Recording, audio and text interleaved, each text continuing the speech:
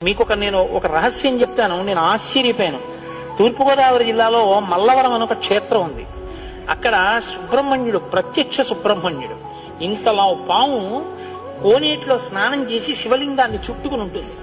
అది పిల్లలు పుట్టని వాళ్ళు వెళ్లి నమస్కారం చేస్తే పిల్లలు పుట్టారు. డాక్టర్లు పిల్లలు పుట్టరని సర్టిఫై చేసిన వాళ్ళకి పుట్టారు.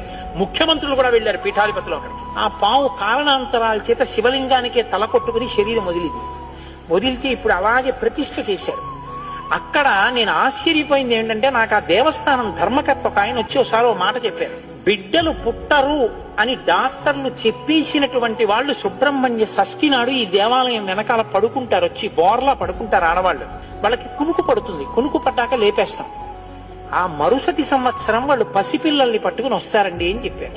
నాకు అపనమ్మకం కాదు, చూడాలనిపించి కాకినాడ నుంచి చాలా మందిని కలిసి సుబ్రహ్మణ్య భుజంగ స్తోత్రం చేశారు శంకర భగవత్పాదులు.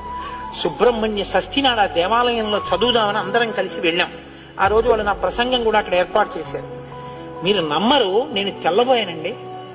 ఎంతంత సంపన్న కుటుంబాల వాళ్ళు బిడ్డలు పుట్టరు అని బెంగ పెట్టుకున్న తల్లులు సంటి పిల్లలతో ఎంతో సంతోషంగా వచ్చి ఆయనకి నమస్కారం చేసుకుని, అబద్ధం కాదు, నేను ఎంతో మందిని అక్కడ అడిగాను, ఏమమ్మా మీకు ఈయన వలనే కలిగిందా సంతానం అని. ఖచ్చితంగా మేము ఆయన వలనే ఈ అనుగ్రహాన్ని పొందామని, ఆ అదృష్టాన్ని పొందారు.